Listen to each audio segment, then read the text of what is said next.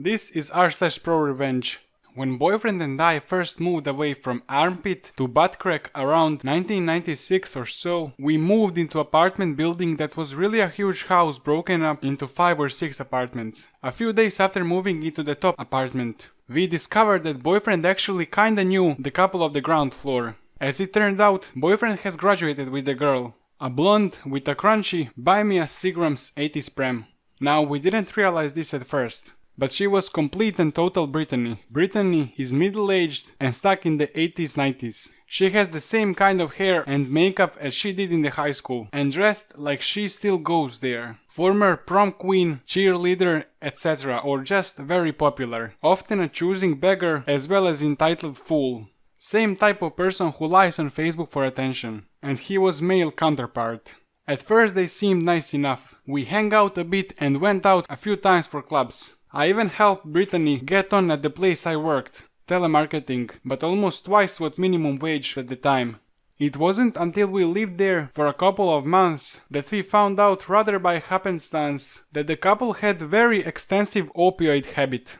I was at work one evening and I had a terrible headache. Brittany came to my desk at break time, we usually went to eat together, and asked me what was wrong. I told her I had a headache and asked her if she had any Tylenol. Well, no, but she had a painkiller. Turns out that she was talking about hydrocodone and I politely declined it. Over the next few days, she offered me a painkiller for everything from a tummy ache to being in a bad mood. That's when I started to catch on. As it turns out, Brittany and Brian's lives revolved around their pill problems. It was all they talked about.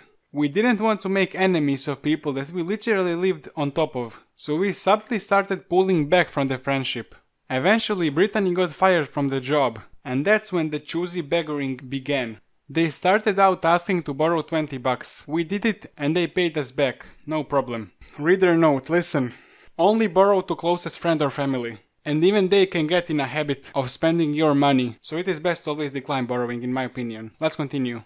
Next thing that happened is that they wanted to share their cable account. Since we were all in the same building, we could run a line and no one would know. Their idea was that we take turns paying each month. Of course we went first. I did not like this at all, but figured that if we went pear-shaped, we would have a legitimate excuse to get rid of them. The third thing that happened was that Brittany came to our door in tears. She said that Brian was downstairs, crying. She said that they had no food in the house, and that Brian's children were with them for a weekend, and they were hungry. We weren't exactly domesticated then, so we had no food to give them. Boyfriend and I are soft-hearted, and we were kinda naive back then, so I lent them some money for food. I think it was $50 or so. The next day Brittany is back and she's going on and on about Brian's pill issue. Not hers, no, it was just Brian's. Sometime during the conversation, she says that Brian had made her lie to her parents and say that needed food for the children to get money for drugs. Boyfriend and I just looked at each other. We didn't say a word to her, but we were furious. A few days later, our cable was turned off.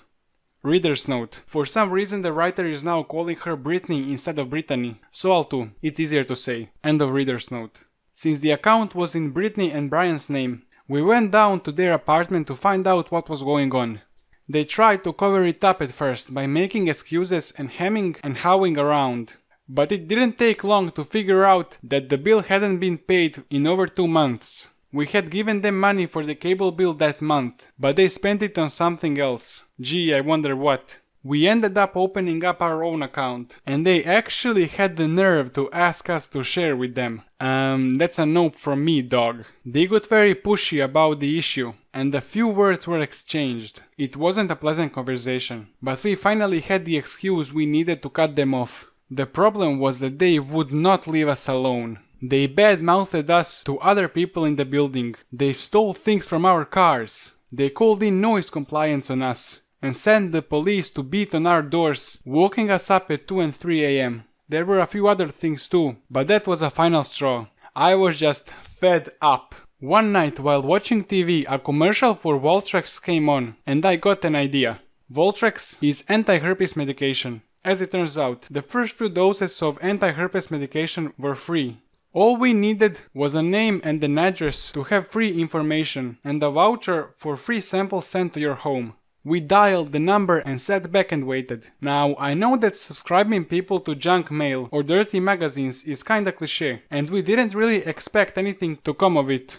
What we had hoped for at most was a blow-up of some sort. We figured that if we were lucky, there would be a fight and some cheating accusations. Maybe if fortune really smiled upon us, they would even break up. What we got was so much more. It was in fact glorious. About 10 days after we made a call, a huge ruckus outside got our attention. Brittany was in rage.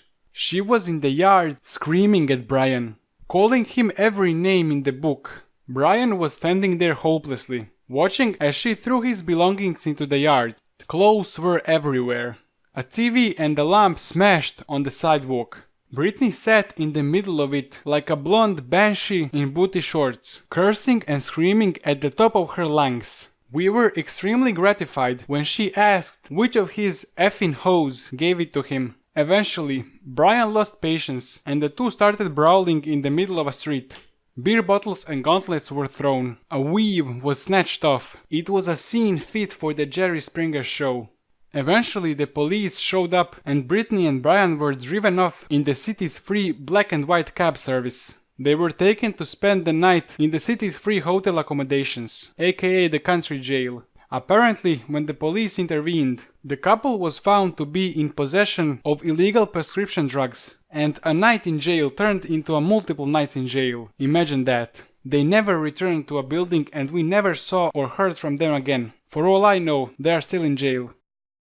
Because the law is involved, I'm going to be super vague about some details. I went on a gap year from university. When I came back, I needed to find some flatmates. There were 3 guys from campus that I didn't know, and this other guy, Dave, who is doing the same degree. Dave is probably 10 years older than me. Dave said he knew the other guys, and they were cool, and everyone I talked to in position of authority said Dave was a great person. Dave had been renting an apartment for 2 years, and his landlord, a deceased estate, he transferred the onto that lease and we moved in together. Dave was not a great housemate, but it wasn't anything serious until the exam period. If things in the house weren't exactly how he wanted them, he would get angry. At the same time, he would not do dishes, and he would take up the most space in the kitchen and bathroom with his stuff that nobody was allowed to touch. The rest of us started to become friends, and we would eat together every night. At 6-ish, Bill would come home and start preparing dinner. Then a bit later, Kevin and Pete would come home and help. I would join them and we would eat and chat, then go to bed. After exams, Dave started partying and coming home drunk. Then he stopped leaving house but continued to drink. He started being angry over little things, like making noises after 8 p.m. Who was eating his food? No one was. All he ate was bacon. My housemates were Muslim and I ate what they made, especially towards Kev for some reason. 1 second he would love Kev and the next he would hate him. Dave lost his job a few days later. We felt bad and he was struggling to pay rent, so we started making him dinner. I'm a bad cook, so it was mostly other boys, and they even made him an extra portion for lunch. The guys wanted to try something new. It required a blender. Dave walked in and accused the guys of using his blender. Remember, they are making him dinner. Also, it wasn't his. Kev turns on blender while he is talking and Dave snaps. Dave starts yelling and grabs Kev by the neck and pushes him outside. Our landlord begged us to give him a week, because he had been perfect for the previous 2 years, and she knew him through church. I said if he was still a problem in 5 days, all 4 of us were leaving. Worrying about losing the 4 of us, she agreed. We went to the police and they took a statement, but said it wasn't violent enough for him to get arrested. The next day we sat him down and told him to stop drinking. I knew what was going to happen, so I made a plan. I was going to get him out. He got angry, but let us pour his whiskey down the sink. He was literally shaking with rage as I poured. He was still sneaking drinks and was getting angry. The other boys are Asian and me and Dave are white, so of course he started being racist. He started saying Kev was a darnhead for being disrespectful about the blender, and so he was justified in being aggressive. Every time he got angry, I would call him out. I told him I was going to take the path of least resistance. After 5 days, I called the landlord and said that Dave had to go. The landlord said Dave could move back to his original apartment. He saw this as challenge to his dominance, or something equally as stupid, and said that it was his house. I made it clear to him that I had told the landlord he was still drinking. Then he started threatening me, and he said he was going to ruin my life at home and uni. I set up a camera after he passed out from the vodka he wasn't drinking. Now it was a waiting game. The next day he started. I wasn't scared because he had been drinking every day for 2 weeks. He could barely walk, so when I got home, he walked into the kitchen and started. I laughed at him, he got more annoyed, he let out a slew of abuse. I basically told him how much I hated him. I'm a white immigrant who moved here when I was a baby, so you can't actually tell. So he started comparing me to them, the other housemates, like they were lesser and now I was lesser. Then he started challenging me to fight him. When I told him I wasn't going to hit him, he told me that all the people of my background were tough. I was like, okay. Then he hit me. I deflected it. I'm not particularly big or strong.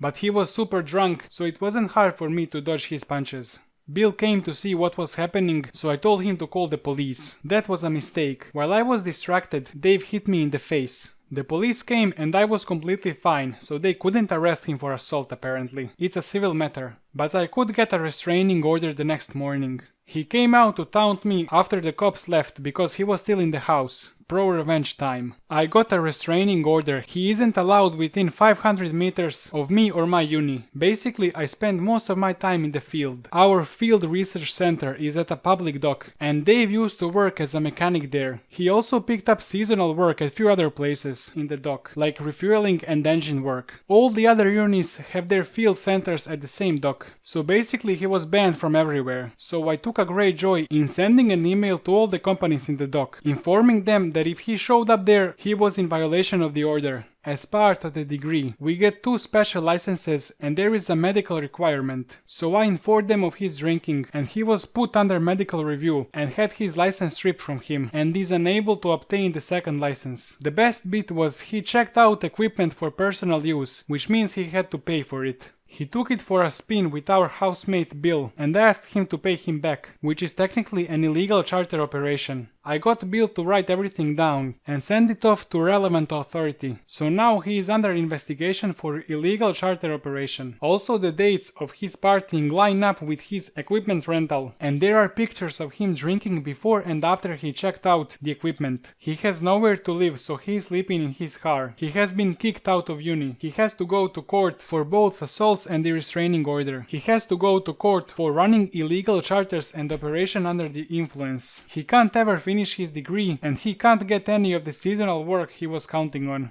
I was going to use throwaway, but that was a bust. This was supposed to be super anonymous, so I changed the profession. Just replaced field research center with hangar, dock with airport, and equipment with aircraft. I think as pilots we should be held to a higher standard. We have strict rules to ensure that safety is the main priority. So this is my first episode of reading long stories. Please leave your feedback in comments below. Tell me why you liked or disliked the video. I read and answer all the comments. Here we have some recommendations to watch next. Until the next time, stay awesome.